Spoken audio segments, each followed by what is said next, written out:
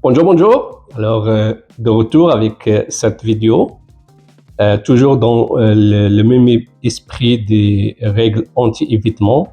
Alors, cette vidéo est une suite logique de la précédente vidéo que j'ai consacrée pour les règles d'attribution. Donc, ça serait une bonne chose pour les gens qui n'ont pas regarder la précédente vidéo, de commencer par visualiser la règle, la vidéo qui était consacrée pour les règles d'attribution, parce que quand même dans tous les ouvrages de fiscalité, c'est fait comme ça. Donc on commence par les règles d'attribution et on enchaîne par l'impôt sur le revenu fractionné. Donc, alors, pour cette vidéo, donc je vais la consacrer pour l'impôt sur le revenu fractionné. Alors, c'est pas une notion qui est courante, mais ça existe.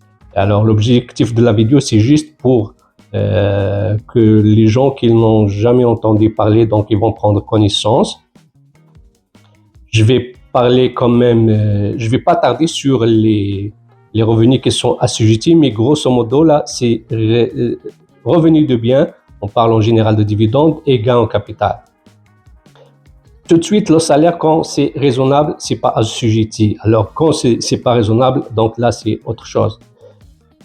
Et puis, dans tout ça, le mot-clé qu'il faut savoir, c'est le montant exclu. Donc, dans tout ça, si je vais dire de retenir quelque chose dans la vidéo, il faut juste retenir le mot-clé montant exclu.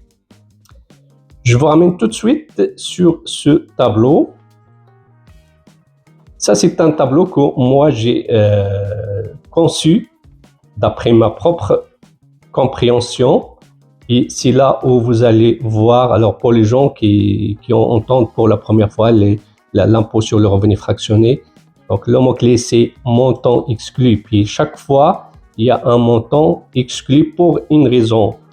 Alors, comme ici, c'est un montant exclu parce que c'est une entreprise exclue. Ici, c'est un montant exclu parce que c'est des actions exclues. Ici, c'est un montant exclu parce que c'est un rendement exclu. Ici, c'est un montant exclu parce que c'est un rendement raisonnable. Alors, chaque fois, il y a la notion de montant exclu, mais pour une raison qui peut différer. Alors, ça diffère, c'est pour ça que j'ai fait ici plusieurs couleurs. Et si vous montez un peu plus haut, donc on voit c'est selon l'âge aussi. Donc là, il y a une tranche d'âge. Donc là, ça, c'est les gens mineurs. Après, c'est les gens majeurs. Mais même les gens majeurs, on distingue deux segments. Alors, le segment 18-24 et puis le reste. Mais même pour le reste, il y a une petite exception, les gens qui ont plus que 65 ans, donc 65 ans et plus. Et il y a une toute petite exception. Donc, sincèrement, s'il faut se concentrer, ça serait se concentrer juste sur la partie 18-24 et 25 et plus. Alors, je ne vais pas tarder pour tout ce qui est théorique. Sinon, moi, je vous réfère ici à des documents qui sont bien faits.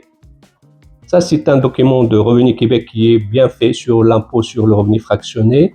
Ici, la même chose, c'est un document bien fait pour l'Agence de Revenu Canada où il y a beaucoup de définitions. Surtout, ce qu'il faut retenir ici, c'est lorsqu'on parle d'un particulier source au particulier déterminé. Alors ça, c'est en plus de la définition que je vous ai dit, montant exclu, il faut retenir aussi particulier source et particulier déterminé. Mais sincèrement, ça, en général, je dirais à 99,9, c'est toujours vérifié parce que là, on parle d'un montant de particuliers canadiens, donc résidents canadiens et avec une entreprise liée. En général, dans la pratique, ça, c'est vérifié. Donc, il n'y a pas à se casser la tête, mais quand même, c'est bon de savoir. Alors, pour le reste, je ne vais pas vous répéter les informations théoriques que vous pouvez trouver ici, soit sur, soit directement sur l'impôt, la loi de l'impôt. Donc c'est consacré ici, c'est la partie du Québec, là c'est impôt sur le revenu fractionné, tout. Et ici c'est la partie qui est consacrée pour l'impôt fédéral. Ça commence par l'article 120.4. Et sincèrement, comme je vous ai toujours habitué, on va commencer par des exemples. C'est sûr que l'exemple, il ne va pas expliquer tous les cas possibles, mais ça donne un avant-goût. Et après, on peut chercher. Là, je vous ai pas aussi. Là aussi, il y a un document qui est bien fait. Là, c'est un document qui est fait, que vous pouvez trouver sur Internet, l'impôt sur le revenu fractionné. Alors, pour les gens qui sont curieux, donc ça, c'est un document qui est fait par Thomson Reuters. Alors, c'est ça. Mais sinon, juste avec ce petit tableau, je pense que, donc, comme étape, préliminaire ou pour commencer, c'est un tableau qui explique un peu l'impôt sur le revenu fractionné. Avant d'oublier aussi, là, pourquoi qu'on se casserait la tête de parler de revenu fractionné? C'est parce que si le revenu est qualifié comme un revenu fractionné, alors il est imposé au taux maximal au Québec et au fédéral. Et avant d'entamer la partie pratique, c'est juste pour faire une comparaison pour les gens qui vont visualiser les règles d'attribution versus l'impôt fractionné. C'est deux choses différentes. Alors, pour les règles d'attribution, c'était le donateur qui était pénalisé, qui était imposé. S'il le faut, là, c'est le donateur. Dans l'impôt sur le revenu fractionné, c'est celui qui reçoit le revenu directement qui est imposé. Alors, c'est deux choses différentes. Donc, sinon, je vais essayer de faire ça avec un exemple. Je vais essayer de faire le maximum de simulation de situation, mais sinon, avec l'exemple, on va comprendre le principe. Et puis, pour le reste, ça serait de l'information que tout le monde peut aller chercher sur Internet. Cette information est disponible. Donc, je suppose un monsieur X, résident fiscal, et qui détient 100% des actions dans une société privée sur contrôle canadien. Donc, ça là, cette notion de privé est importante. Et puis, le contrôle canadien, c'est aussi important parce que je vous ai fait référence tantôt à particulier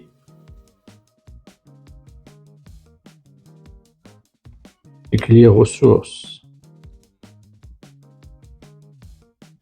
Très important. Donc, lui, c'est un particulier aux ressources. Donc, qu'est-ce qui se passe normalement lorsque la société décide de verser un dividende? Donc, on va supposer un 100 000 $ de dividende.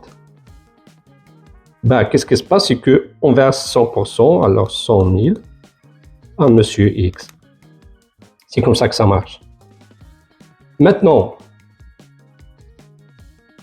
notre monsieur, il serait tenté de faire une certaine planification. Donc là, on va dire, lui, il serait tenté de faire comme ça. Là, il y a monsieur X, sa conjointe, sa fille et son garçon.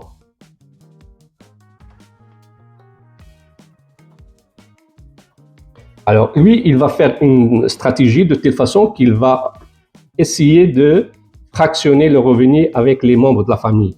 Donc là, lui, il va dire, OK, il va attribuer ici un 5% d'actions, 5%. Si on donne un 20%, donc là, ça fait au total 10, 30, 70 pour monsieur. Parfait. Qu'est-ce qu'il fait? Donc là, c'est notre SPCC. Puis là, quand on décide de verser le dividende, supposons que la SPCC décide de verser un 100 000, ben là, il va verser un 5 000 au garçon, un autre 5 000 à la fille, un 20 000 à la conjointe, et lui, il va verser rien que 70 000. On voit tout de suite le gain sur l'impôt, surtout si on suppose que le garçon, on va dire qu'il n'a pas de revenus, puis la fille n'a pas de revenus, la conjointe aussi plus ou moins s'il n'a pas de revenus, ce qui fait que dans tout ça, on essaye, on sauve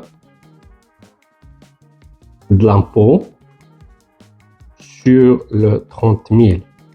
Okay. C'est ça grosso modo. Parfait. Mais là, l'impôt sur le revenu fractionné, donc impôt sur le revenu fractionné, donc là, on parle de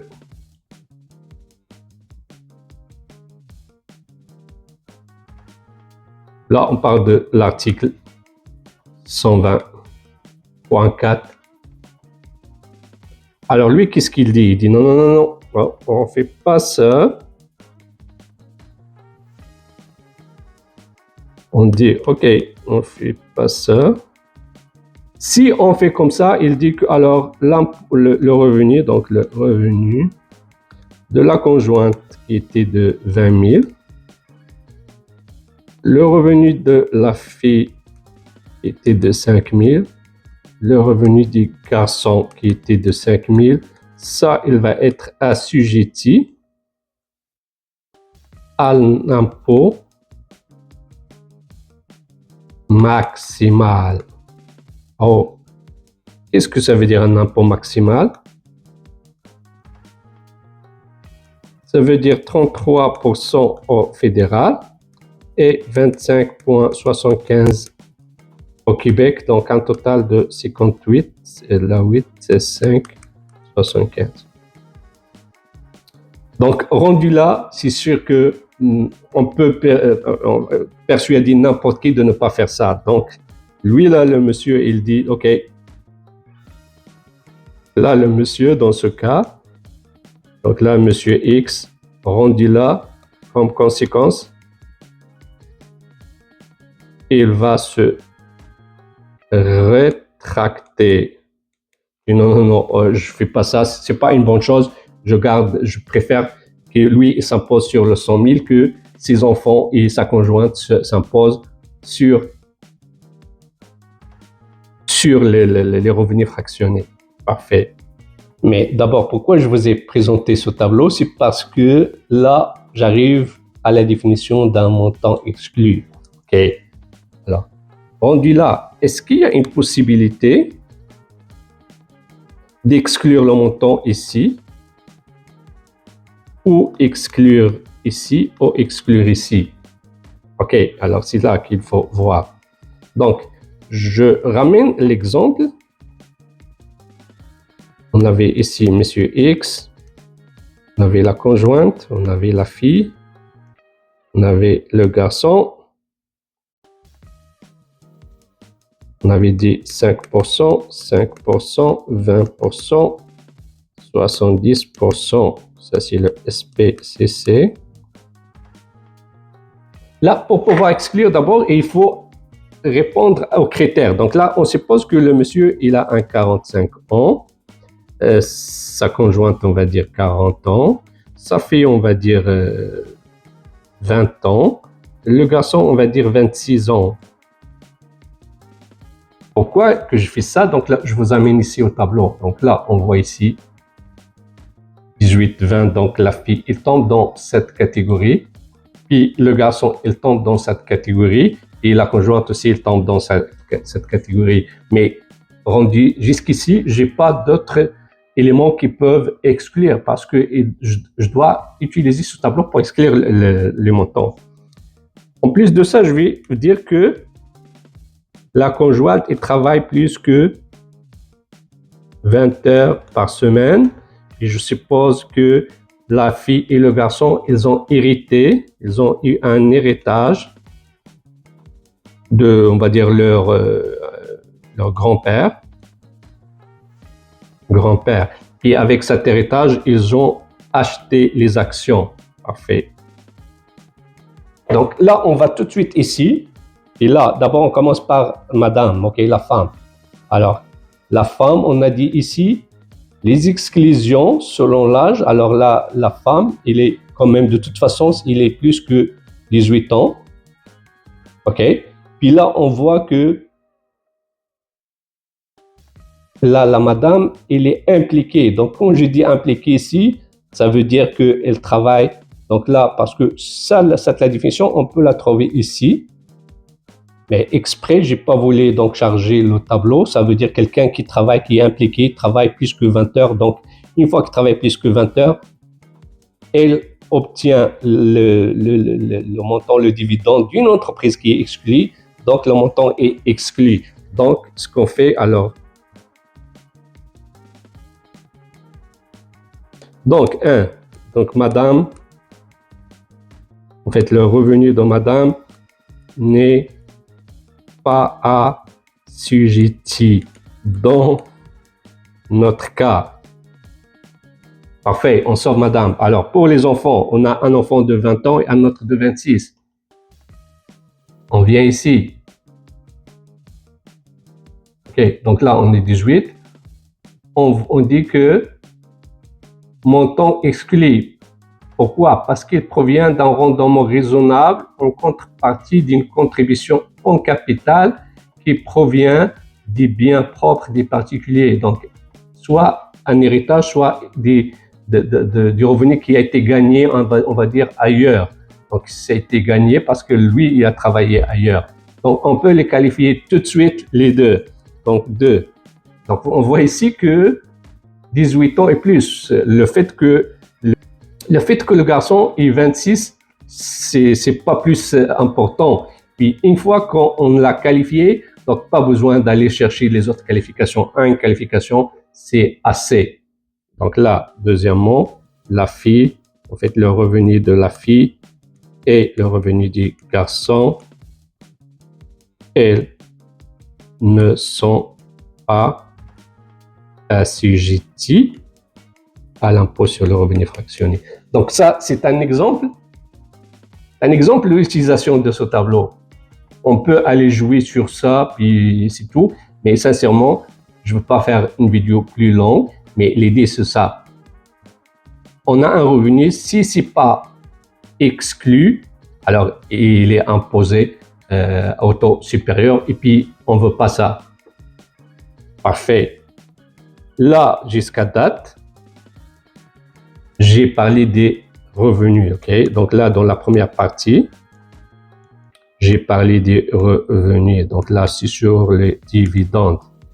Deuxième partie, oui, l'impôt sur le revenu fractionné, il peut aussi, on peut, en fait, le gain en capital, et peut-être aussi assujetti. Alors, je vais l'écrire. Donc, le gain en capital, lui aussi peut être assujetti à l'impôt sur le revenu fractionné. Puis là, je vous ai marqué ici un peu les cas où il serait exclu. Donc là, au cas où le revenu en fait, le gain en capital serait exclu. On le voit ici. Revenu dividende, gain en capital, ça ne sert à rien de vous lire ce qui est sur le tableau, mais l'idée, c'est ça. Surtout, vite comme ça, les revenus qui proviennent d'actions publiques, soit comme revenus, soit comme gain en capital, ils sont toujours exclus indépendamment de l'âge. Après, c'est sûr que plus on avance dans l'âge, plus on a plus d'exclusion. Sauf dans ce cas ici, là, que vous voyez ici, là, le montant exclu qui provient d'un rendement exclu, ça c'est un cas qui est particulier. Donc, c'est ça. Pour tout ce qui est définition, taux prescrit, rendement exonéré, moi je vous réfère à cette publication de l'Agence de Revenu Canada. C'est très bien fait, là, il y a toutes les définitions. Ok, grosso modo, c'est ça. Je veux pas faire une vidéo longue non plus, mais l'objectif de ça, c'est juste attiser la curiosité des gens, surtout les gens qui l'entendent pour la première fois. Sincèrement, moi, j'ai eu la possibilité d'étudier ces règles d'impôt sur le revenu fractionné et les règles d'attribution. J'ai étudié ça à l'université Laval, puis j'ai étudié ça à l'université de Sherbrooke. Ça a toujours été comme, c'est pas évident comme règle. Mais là, au moins, j'essaie de quand même de apprendre et puis partager ce que j'ai appris avec vous. Au besoin, vous pouvez soit me corriger ou faire des remarques. Ça va me faire un grand plaisir, soit directement sur les commentaires en bas de la vidéo ou directement sur mon courriel que vous voyez ici sur la vidéo ou sur mon cellulaire. Donc, c'est ça. Je vous remercie beaucoup d'avoir suivi cette vidéo. Si vous êtes rendu jusqu'ici, c'est parce que vous avez trouvé que le contenu, ça valait la peine. Donc, je vous invite à le partager dans votre entourage. Ça se peut qu'il y en a des gens qui vont apprécier, vont l'utiliser. Sinon, comme je vous dis toujours, je mets un quiz si ça me permet de se rattraper si jamais j'ai oublié une information, à dire une information dans la vidéo. Donc, ça me permet de se rattraper puis de la mettre comme un petit quiz. Et puis, les gens aussi, ils peuvent faire valider leurs connaissances. Et puis, c'est fait d'une façon simple et amusante. Donc, c'est ça. Alors, je vous remercie beaucoup d'avoir suivi cette vidéo. Puis, je vous donne rendez-vous bientôt. Comme j'ai dit, là, je suis en période de relâche.